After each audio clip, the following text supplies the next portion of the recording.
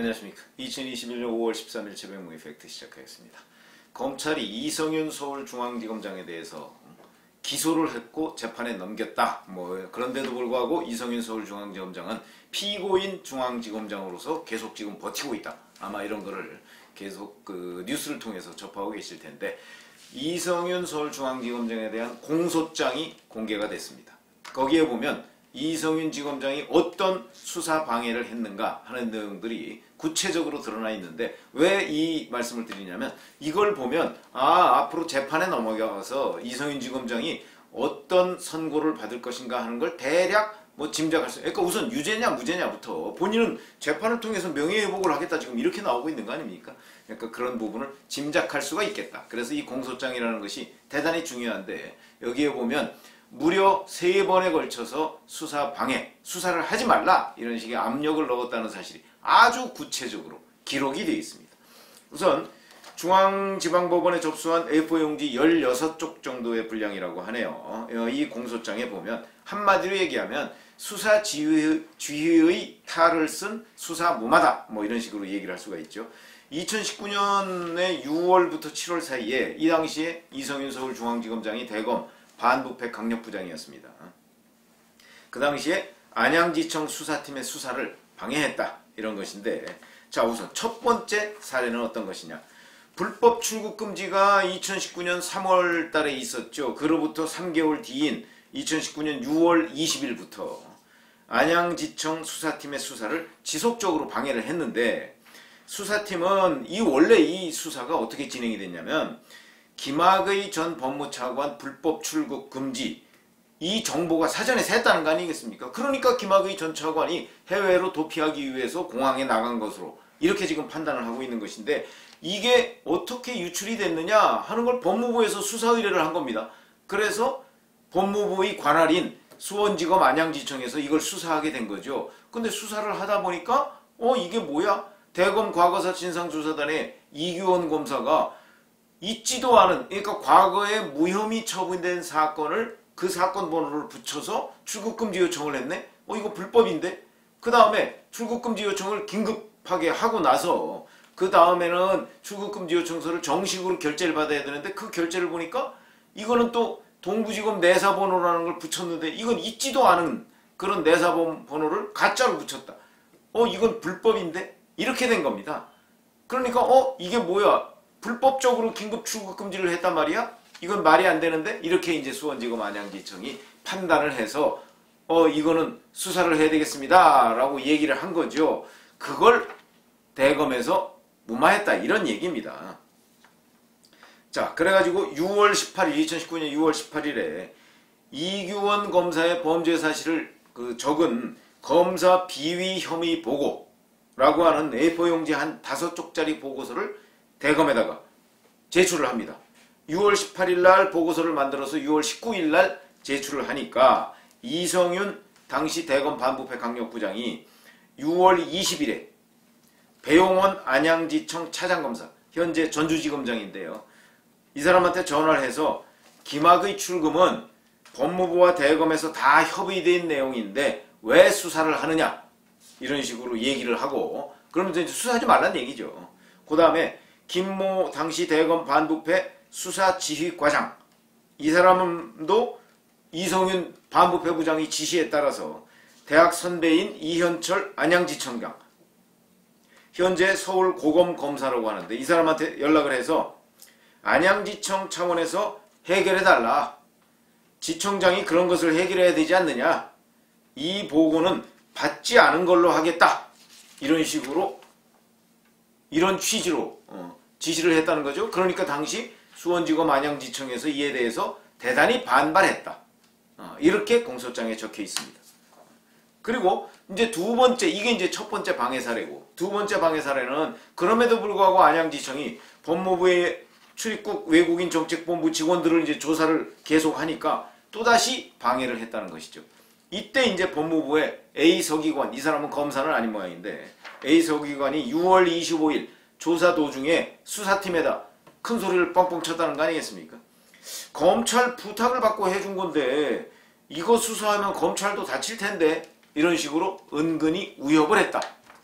하는 내용들이고요. 그러다 보니까 이제 이성윤 지금 이 반부패 부장이 또다시 나선 겁니다. 문홍성 당시 반부패부 선임연구관, 또 아이러니하게도 이 사람이 현재 수원지검장입니다. 이 사건을 수사하고 있는 수원지검장인데 이 사람을 통해서 안양지청에 경위서를 제출하라 이런 식으로 지시를 했다는 겁니다. 그리고 윤대진 당시 법무부 검찰국장도 이 안양지청장한테 전화로 이런 걸 왜 수사하느냐 이렇게 항의를 했다는 거죠. 그러니까 안양지청 수사팀이 이렇게 이제 이게 두 번째 수사 방해입니다. 수사 방해를 안양지청 수사팀이 어느 정도 받아들인 겁니다. 그래서 이제 7월 1일에 별 문제가 없다 이런 취지로 보고를 했습니다. 그러니까 그 이제 수사 방해를 받아들여서 그러니까 당시 이성윤 반부패부장이 또 조사 과정이 혹시 영상 녹화된 거 있느냐? 법무부가 수사 의뢰한 출국 정보 유출 여부만 확인해라. 이런 취지로 다시 지휘를 합니다. 그러니까 결국 수사팀은 이제 완전히 백기를 들죠.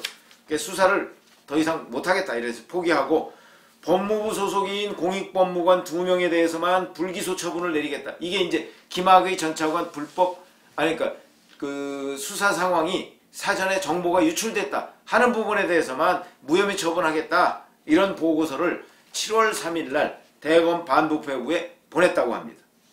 그러니까 반부패부가 안양지청에다가 다시 야간에 급박한 상황에서 관련 서류를 작성했는데 이게 동부지검에 대한 사후 보고가 된 사실이 나중에 확인이 돼서 더 이상 진행 계획이 없음 이라는 문구를 추가해라. 이게 세 번째 수사 방해입니다. 그러니까 그냥 수사를 포기하는 정도 가지고는 안 되고 급박한 상황에서 절차상 이러이러한 미비가 있는데 이게 사후에 확인해 보니까 이건 별 문제가 아니다. 이렇게 됐으니까 이 문구를 담아서 최종적인 수사 포기죠. 그러니까 이런 수사 포기 보고서를 보내라. 이렇게 세 번째 수사 방해를 한 겁니다. 그러니까 실제 안양지청 수사팀이 이런 내용을 담아서 보고서를 올립니다. 그렇게 해서 이제 무마가 된 것이죠. 그러니까 수사가 처음부터 없었던 일이 되고 수사를 진행했다가 결국은 처음에 수사했던 거는 수사 정보가 김학의 전 차관한테 유출됐다 이런 부분인데 그 부분도 무혐의 처분되고 그러니까 그 수사는 끝났고 그 다음에 그 과정에서 불법성이 확인된 이규현 검사의 불법 부분 이것도 대충 없던 일로 됐다. 나중에 확인해 보니까 다 됐는데 라는 식으로 대검 반부패부가 수사 지휘를 하니까 안양지청 수사팀이 그걸 결국은 받아들여서 그냥 수사를 끝내버렸다. 요런 내용이 이제 공소장에 적혀 있고요. 거기 공소장에 보면 또 이런 내용이 있습니다. 이건 이제 이성윤 서울중앙지검장이 계속 주장을 했던 부분이죠. 6월 18일자 안양지청 보고 내용은 문무일 당시 검찰총장한테 이미 보고를 했고 그 지시를 받아서 일선에 내려보낸 것이지 내가 임의로 내려보낸 것이 아니다. 이런 식으로 주장을 했고요. 그 다음에 7월 4일에 안양지청으로부터 의혹이 해소돼서 더 이상 수사 진행 계획이 없다는 취지의 보고를 받아서 그것도 총장에게 그대로 보고했다. 이런 내용입니다. 그러니까 이 내용의 요지는 뭐냐면 주요한 부분마다 문무일 검찰총장한테 보고하고 그걸 지시를 받아서 내가 지시를 안양지청에 지금 이런저런 얘기를 한 것이지 지휘를 한 것이지 내 독단으로 한 게 없다 이렇게 주장을 하고 있는 겁니다. 근데 이런 것들이 이제 법정에 가서 굉장히 중요한 요소가 됩니다.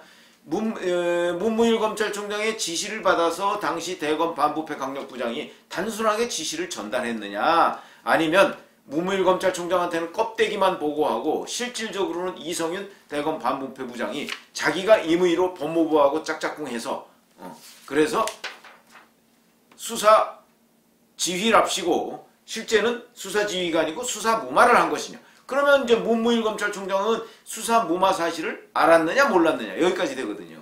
그런데 문무일 검찰총장이 이 안양지청 수원지검 지금 수사팀의 참고인 신분 서면 조사를 받았다고 합니다. 이것도 공소장에 기록이 되어 있는데 거기에 보면 그런 보고를 받은 적이 없다는 취지로 수원지검 수사팀에다가 얘기를 했다. 그러면 이제 문무일 검찰총장하고 당시 문무일 검찰총장하고 대검 반부패 강력부의 이성윤 부장하고 의견이 엇갈린 거 아닙니까? 이번에 수사심의위원회에서 이성윤 지검장이 그런 요구까지 했다는 거죠. 문무일 총장하고 대질시켜달라 이런 얘기까지 했다는 건데 그 뭐 대질을 해봐야 어차피 한 사람은 보고했다. 문무일 총장은 보고 안 받았다. 이렇게 될 텐데 그건 어차피 법정에 가면 아마 문무일 당시 검찰총장이 증인으로 출석할 가능성도 있는 것으로 보입니다. 이렇게 되면 이제 그 얘기를 다 듣고 그 다음에 당시 안양지청의 뭐 지청장, 차장검사, 그 다음에 뭐 이제 형사부장 뭐 이런 사람들까지도 다 증인 채택이 될 가능성이 높으니까 그렇게 되면 거기서 이제 진위가 규명이 되겠죠. 그런데 여기에 나온 지금 뭐 이런저런 뭐 날짜와 시간, 경위 이런 취지의 뭐 보고서 뭐 이런 것까지도 대략 다 수원지검에서 확보를 했을 텐데 굉장히 자세하게 돼 있습니다.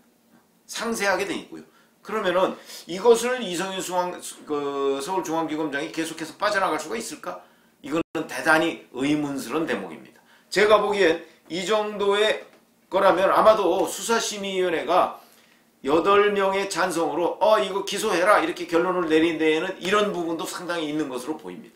이 얘기 듣고 수사가 비교적 탄탄하게 진행이 됐네? 하는 거 아니겠습니까? 그렇다면 당연히 기소하라고 그러고 그럼 기소를 하지 말라고 한 4명 그게 제가 이제 궁금하다고 했었죠. 이런 내용을 듣고서도 기소하지 말라 이렇게 얘기한 4명은 과연 누구냐? 그럼 누구이고 그 사람들의 판단 근거는 무엇이냐 하는 부분도 저는 궁금하다 그러면서 제가 현장 기자들한테 좀 취재를 해보면 어떻겠느냐 뭐 이런 얘기를 했는데 뭐 우선 누군지 알아야 되겠죠. 그런데 기본적으로는 문재인 정부 들어서 수사심의위원회 제도가 생겼고요. 수사심의위원들은 150명 내지 250명 정도의 그 풀단이 있다고 그랬죠. 그 풀단 위촉한 게 바로 문재인 정부의 검찰총장들입니다. 그러니까 아마도 그 문재인 정부의 우호적인 사람들이 뭐 임명 위촉됐을 가능성도 있죠. 그렇다면 뭐 그 중에 15명 중에 한 4명 정도가 뭐 우호적이니까 그냥 무조건 기소하지 마. 이 친정부 검사니까 뭐 이렇게 판단했을 가능성도 저는 있다고 보는데 어쨌든 간에 그거와 하여튼 뭐 별개의 문제로 공소장을 들여다보니까 이성윤 서울중앙지검장의 수사 방해 행위가 굉장히 구체적으로 기록이 돼 있다. 이래서 앞으로 그 재판을 받더라도 아마 이성윤 지검장이 이런 부분을 피해 나가기가 쉽지 않을 것으로 보인다. 이렇게 말씀을 드리고요. 제가 이 사건과 판박이라는 것이 그 조국 청와대 민정수석 당시에 유재수 감찰 무마 사건 이 부분과 매우 유사해 보인다. 이런 부분을 그 말씀을 드린 적이 있는데 아마 재판도 결국 그런 식으로 진행이 되지 않을까 이런 생각이 듭니다. 감사합니다.